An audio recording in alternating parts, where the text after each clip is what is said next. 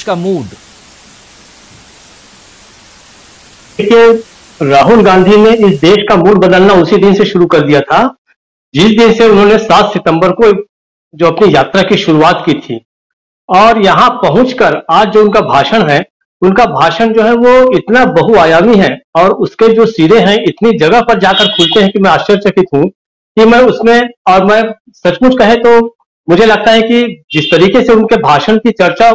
हुई है आज, और ये अगले कई सालों तक होती रहेगी, बार बार इसका रेफरेंस दिया जाता रहेगा, इसके संदर्भ जो है बार बार सामने आएंगे। सबसे पहली बात तो मैं ये देख रहा हूं उसमें उनका जो व्यक्तिगत बातें हैं उसके ऊपर भी हम चर्चा कर चुके हैं, और खैर राजनीतिक बातें तो हम इस यात्रा को लेकर लगातार करते रहे हैं और आगे भी करते रहेंगे। मुझे जिस समय उन्होंने कहा कि मैं कश्मीर से हूं और घर वापस आया हूं, तो राजीव जी मुझे एक फिल्म याद आई, 1994 में श्याम बेनेगल की बनाई फिल्म है जिसका नाम है मम्मो। उसमें फरीदा जलाल, सुरेखा सीकरी और रजीत कपूर का बड़ा लाजवाब भी है। उसमें मम्मो जो है वो लखनऊ से शादी होकर पाकिस्तान चली जाती है और किस तरीके से अंततः वो वहां के पुलिस को ये बता के कि अब मैं मर गई हूँ, वापस आती है लखनऊ और कहती है कि अब मैं अपने घर वापस आ गई हूँ और अब मुझे यहाँ से कोई नहीं निकाल सकता। उसमें एक उपन्यास लिखता है वो बालक जो बड़ा होकर रजीत कपूर बनता है, उसका नाम था everyone returns to his roots, हर कोई अपनी जड़ों की ओर लौटता है। तो अभी जिस रूटलेसनेस की बात कर रही थी मीनू जी, ये रूट आदमी अपनी जड़ों को खोजता रहता है। और आज राहुल गांधी जो लौटे हैं तो वो एक तरह से केवल अपने घर वापस नहीं आए हैं, वो जो भारत का जो नेहरू परिवार का दिया जो सबसे बड़ा घर है वो लोकतंत्र है। वो लोकतंत्र का जो घर दरक रहा था, टूट रहा था, उसमें वापस राहुल गांधी आए हैं अपने घर की मरम्मत करने के लिए। कश्मीर के साथ उन्होंने जब रिकनेक्ट किया अपने को, तो देखिए जिस तरीके से बाकी जम्मू कश्मीर के बाहर के राज्यों के की युवा पीढ़ी नहीं जानती कि ये नेहरू कहाँ के थे, वैसे ही शायद कश्मीर के भी जो नई पीढ़ी है, युवा पीढ़ी है, जो कई बार हाथ में पत्थर भी ले लेती है, कई बार वो परेशान होती है, कई बार उसके हाथ में गलत चीजें भी आती है, हिंसा की ओर उनका रुख होता है, वो भी जानेंगे कि नेहरू परिवार के साथ हमारा क्या रिश्ता रहा है। और नेहरू और जो डॉक्टर फारूक अब्दुल्ला जो थे, सॉरी उनके पिताजी शेख अब्दुल्ला, उनके साथ उनके खट्टे मीठे संबंध हुआ करते थे।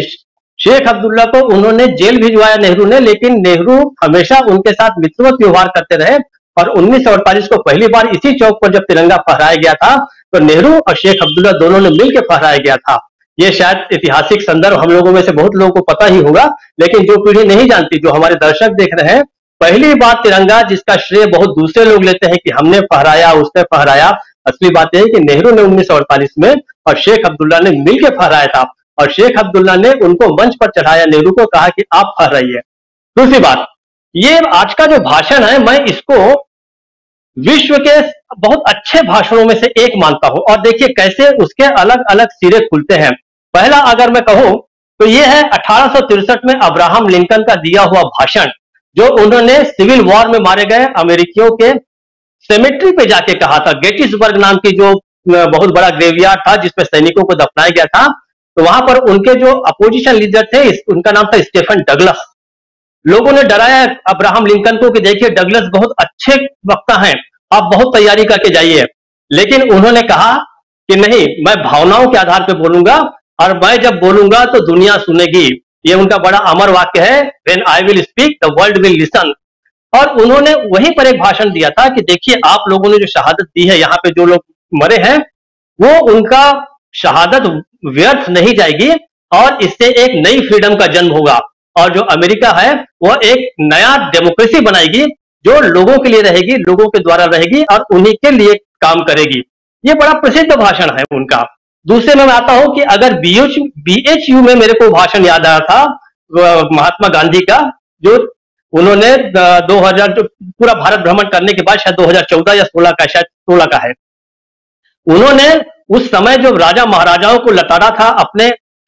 हीरे जवाहरातों के लिए, वायसराय को सुनाई थी खरी खोटी और कहा था कि हमारा देश जो है वो बेहद गरीब है और आप जिस हिसाब से सज धज कर आए हैं, तो वहां पर दरभंगा महाराज भी थे जो सबसे बड़े डोनर थे BHU के, उनको भी कहा था कि आपने मुकुट में जो हीरे जवाहरात लगाए हैं इसको देख के मुझे शर्म आ रही है।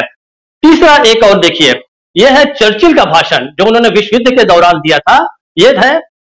1939 का, जब उन्होंने बर्लिन पर आक्रमण छेड़ दिया था, उससे लड़ाई की थी, उस समय उन्होंने लोगों को उत्साहित किया था कि वे युद्ध में भाग लें, और उन्होंने हाउस ऑफ कॉमन्स को कहा था कि देखिए मेरे पास आपको देने के लिए आंसू, रक्त, श्रम,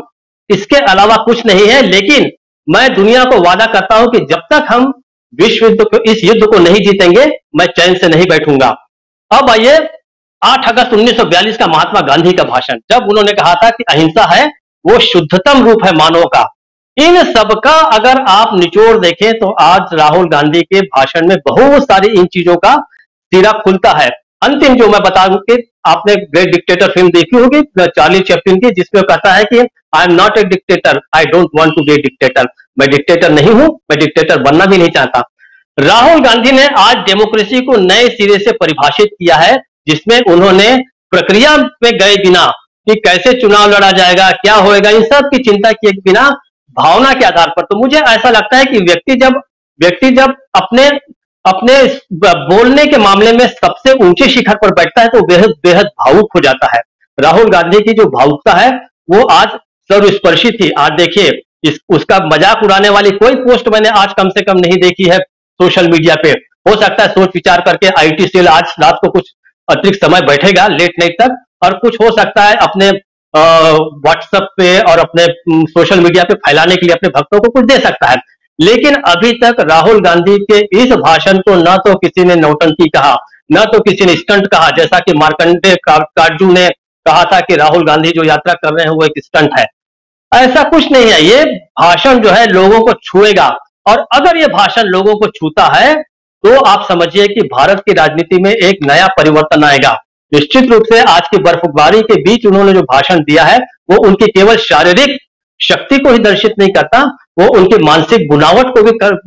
दर्शाता है कि किस तरीके से वो देश की सेवा के लिए एक बड़ा कदम उठाने जा रहे हैं। और मुझे लगता है कि जब वो लौटेंगे दिल्ली, जिसके बारे में इशारा किया कि वे उनके दिमाग में और कुछ चीजें हैं कि क्या करेंगे क्या नहीं, तो मुझे लगता है कि वो जो कुछ आगे जाके करेंगे वो शायद एक बड़े बदलाव की ओर देश को ले जाएगा, ऐसा मुझे लगता है राजीव जी। इसलिए आज के इनका राहुल गांधी के भाषण का ऐतिहासिक महत्व है, और केवल ऐतिहासिक महत्व इसलिए नहीं कि वो दर्ज हो जाएगा कहीं कि उनका लिखा हुआ, उनके वीडियो और उनके फोटो, नहीं, ये दूरगामी परिणाम लेके आएंगे, ऐसा मुझे लगता है राजीव जी। जी बिल्कुल, बहुत धन्यवाद। बहुत ऐतिहासिक तथ्यों को आप सामने रख रहे थे, और खासकर गांधी जी वाले में आप 2000, चूंकि ये 2000 के सीरीज में हम चल रहे हैं, यानी 2023 में हैं, वो 1900 शायद 14 है या 1916 का है शायद BHU का भाषण, जहां तक हमारे दर्शक शायद अगर मैं गलत हूं तो उसको ठीक कर देंगे, लेकिन आप भी सही ही बोल रहे थे। लेकिन 2016 कह दिया था, 4 फरवरी बोलने में हो जाता है, मेरे से भी कई बार ऐसी गलतियां होती हैं, और उसके लिए दर्शक हमारे जानते हैं कि जब एक फ्लो में आप बात करते हैं तो बहुत सारी चीजें